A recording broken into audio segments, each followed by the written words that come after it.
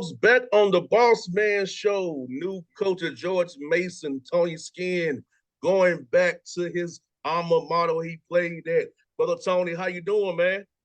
I'm doing great, man. Doing good. Just another day in Fairfax, man. Doing well.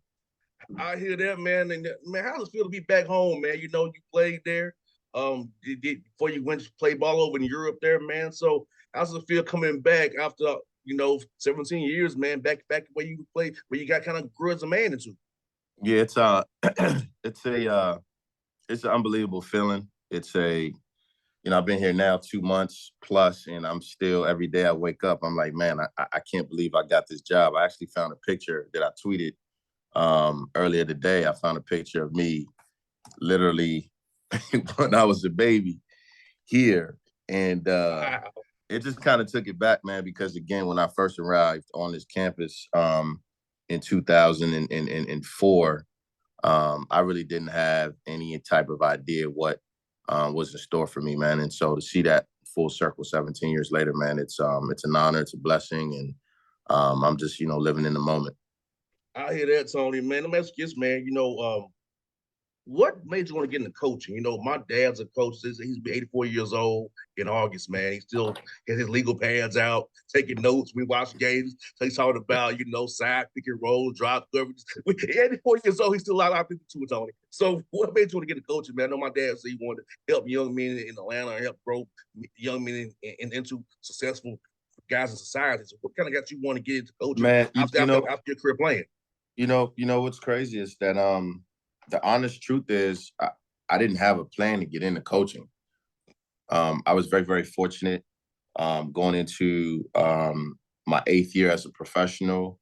I had just signed a 2-year deal to go play in the Ukraine in the EuroLeague. So, highest level in Europe, and, for some really, really good money right after the 2012 Olympics.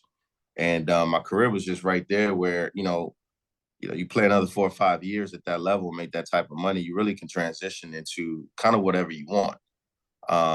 But I ended up getting hurt 3 weeks later after signing that contract in the Olympics. And it was a major, major injury that I really just couldn't transition from. But through my rehab, I just kind of started volunteering, at a high school, then also AAU-wise. And it literally just clicked like overnight, like, you know what? I think it's about that time to try to figure something else out. It's that transition that, we all go through it as athletes, as professionals. You never really know what you want to do when you're transitioning out of something.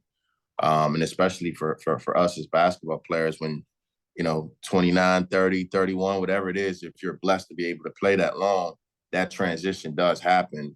And for me, it was coaching. Once I got in the gym and I felt my comfort zone being in the gym with those guys, I knew what I could bring to the table, and I just kind of just made that decision and just ran with it. No doubt, man. I feel you on that. I know for me, it was 2009 getting cut from the NFL. I said, I can't keep doing this. I gotta do something. I didn't Yeah, want to get a 9 to 5 per se. So yeah, the radio's been my thing the last 14 years. yeah. Nah, that's what's up, man. That being able to find that niche, being able to reinvent yourself, that's a whole nother skill set. You know. Yeah, I think it was good for me, Tony, because my dad's a coach and I played. So like I ain't get listeners the perspective of a player and a coach because I grew up with a coach and I played Yeah, and I know and I would never ask you guys questions that I know I would want to answer as a player or a coach. So and we have that yeah, perspective in this space, like it's different. A lot of you guys who report on the game ain't people about it in their lives. So and I know, yeah, for sure, for sure. man. And I'm asking this, man. I know when I got started, brother, I was a co-host. So I don't think Mhm. about in my head about if I was the main guy, what I would do. So if he's an assistant coach, how do you prepare yourself to say, hey, if I get my own program, being loyal to your guy still, but if I get a job, how I would do something different based on what he's doing. Yeah, I think everybody's journey is different as an assistant coach.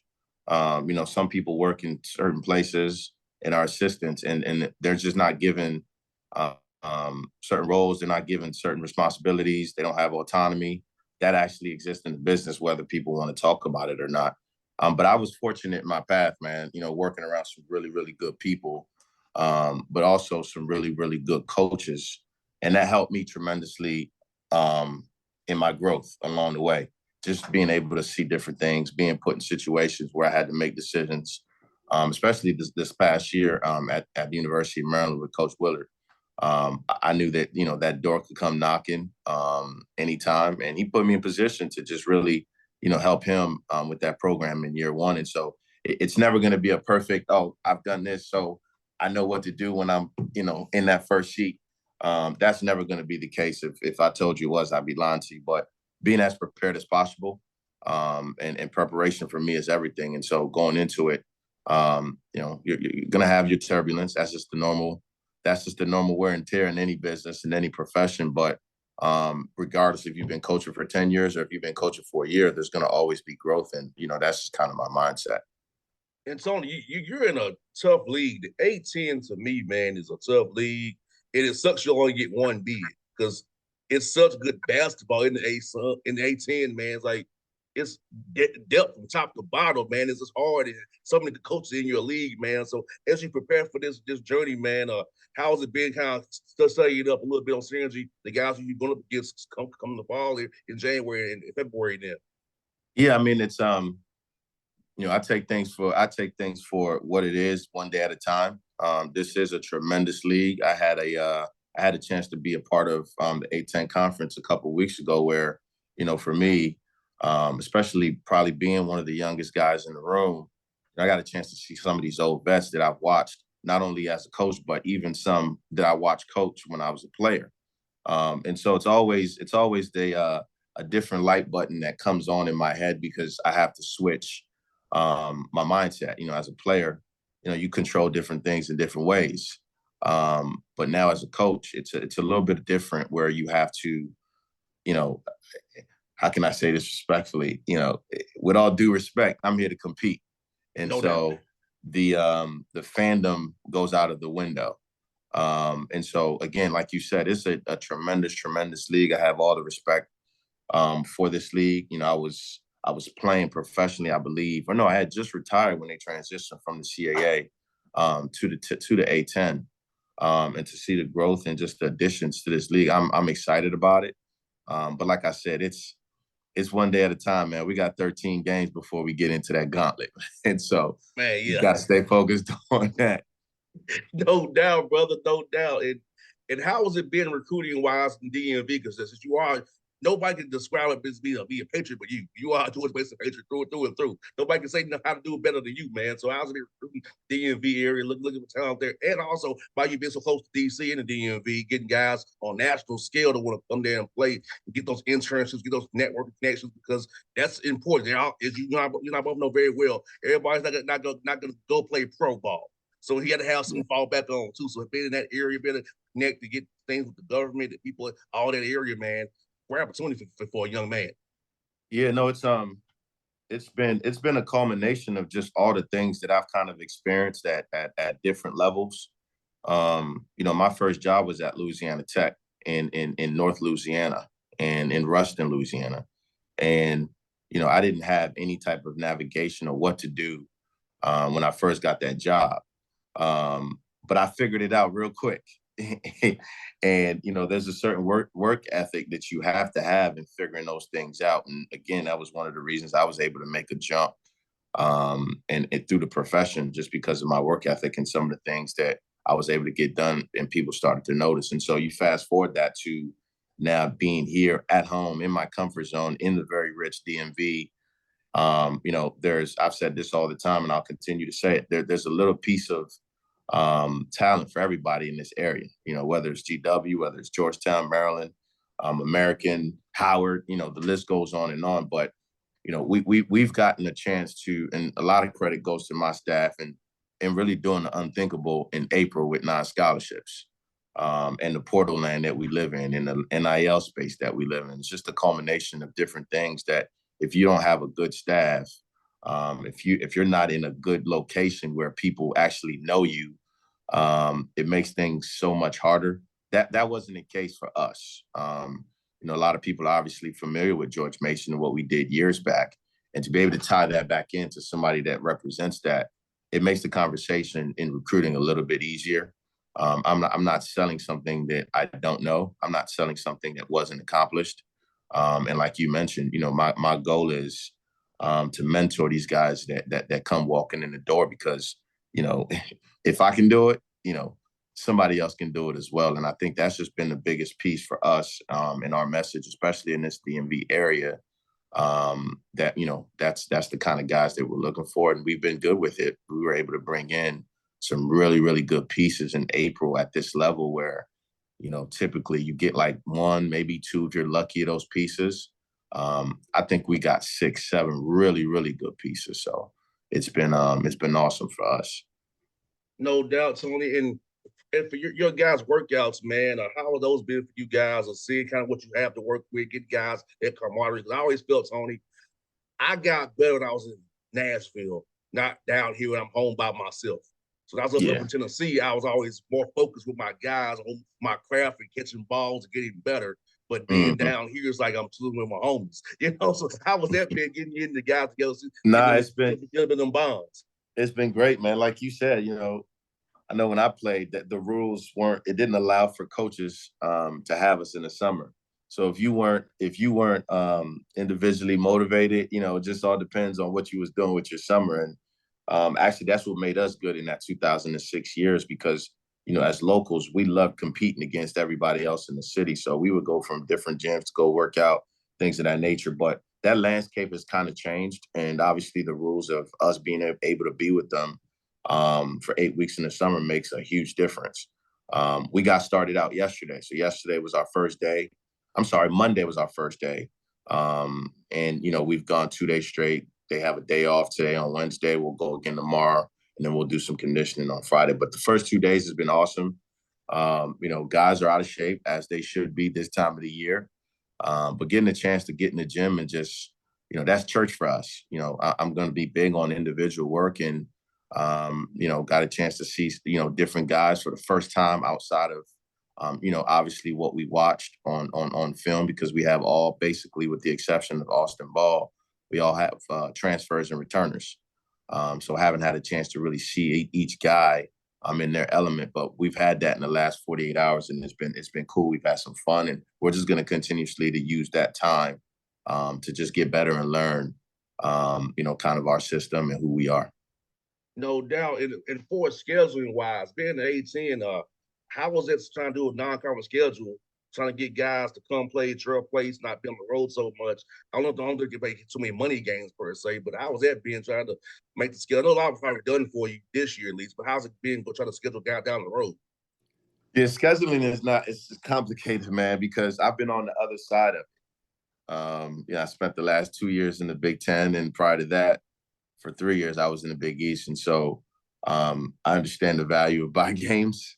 I understand being, right in the middle, which I think we are. And the truth of the matter is, the more additions we keep adding to our roster, the less, phone calls that are being returned. You know what I mean? So no doubt. It's definitely a day-to-day, credit goes out to Mark, who's kind of handling our schedule, my director of operations. But it's coming along. We're probably 2 or 3 games away from finishing our schedule. But it's not anything new. Pretty much everybody at this level in this league goes through the same thing, man. You're trying to get some competitive guys to come on your floor, but then you're also trying to challenge your team as well to go on the road. I would say that locally, the one thing that I'd love to see, and again, this is unfair because I was on the other side of it, and my thought process might have been a little bit different, but I would love to see some some local competition. Let's just say that. Yeah, no doubt. I could see like I have at the Capital One Center, a day of just 4 games of DMV teams, which a lot of you sound like a DMV guy, because something like that did exist back when I played in 2005 and 6. It was called the BB&T Classic. And what it was just a combination of all the local schools, regardless of the level. We all played 2 games in those 2 or 3 days, and it was really competitive. It brought the city out, and I'd love to go back to that, but who am I? Who am I to say that as a first year coach, man? Well, I'm trying to do a MTE here in Atlanta, so I'm kind of in that Okay. space myself already. I'm trying to do MTE down here for maybe we can get Clark to play Tennessee State, my alma mater, or Morehouse. So I'm trying to do some things around MTEs in Atlanta. So my mind kind of goes there, like why can't we have Georgia State, Kennesaw State play and Mercer? So yeah, that's always in my mind. So when you said it, like yes, it makes sense to me, but I know Yeah. how some people are about not wanting to lose games to certain people on a neutral slight. I know Yep. that too. That's been Yeah. something I've been told. Well, we play them there, they have a chance to beat us. Play, compete. Yeah. Yeah. I wish it was a simple solution, man. But I've been on both sides of it, and our goal is to just get as many competitive games as we can get, and whoever wants to play us, that's just kind of where the ball drops. No doubt, man. I'm asking his brother. Last one I got for you, Atlanta. What is your favorite thing about coming to Atlanta? And also, talk about the talent here in Atlanta for recruiting wise. There's a lot of talent here in my backyard. Talk about the city of Atlanta in general, how much you like it, and talent here for you guys to kind of pluck from and pick from. Yeah, no, I think Atlanta's a major hub, and I think Atlanta's a city where just like the DMV, you have a lot of people that come through the DMV to recruit guys. I think Atlanta's right up that same conversation. Like I said, I spent my first 3 years at Louisiana Tech, and when you're at a mid major like that, where you're driving everywhere, you got to be able to find like that major city that you can get some stuff done at. And fortunately for me, I was able to build some relationships in Atlanta, and so Atlanta actually became, so you can say my bread and butter outside of the DMV. And so over the years, I've been in Atlanta recruiting again, whether it's at some of the smaller events, some of the more I don't even know what you call it, some of the independent events. Again, whether it's on the radar or whatever else that may be going on down there, Atlanta's been pretty good to me. I've recruited at several high schools. I actually had for a couple of years I had a role in at Green Forest when Green Forest was rolling, as they still are. I recruited a kid, Ikeo Biagu, who went to Green Forest, played with the Georgia Stars, went to Florida State, and then ended up transferring to us um, uh, at Seton Hall. And then we also just signed this year Amari Kelly, who's at, I believe, I can't remember what high school Amari Kelly was at, but he played with Stackhouse Elite. So there's a lot of relationships down there that I have in Atlanta. So I love Atlanta, man, and not to mention the culture, man. When you come down there, it's a good place. Now, I would say this, Tony. This show has gotten guys recruits. I can tell you that they told me as much. Guys saw the coach on my show and decided to, and when they called him, I know you from the Bossman show. So yeah, you come talk to him, you cool. So I will tell you, guys have gotten guys to meet them on the show. I can tell you that it'd be West Coast, Northeast, it's happening, brother. Trust me, when I tell you that. Guys to the show, they see you, they want to come join you, man. Well, I need to just go ahead and throw that live, man. Throw the live. Hey, fellas, my man Tony Skinn, hey, you hear him on the show. If he calls you, hits you up, get that man an opportunity. DMV a great town. See, promo right there for you, right there for you, my brother. I'll ask you real quick, Tony. When you was in Ruston, man, did y'all play Grambling? It's right down the road. Did y'all play them any? You know what, man, you taking it back. I'm getting old because I believe I can't remember, man.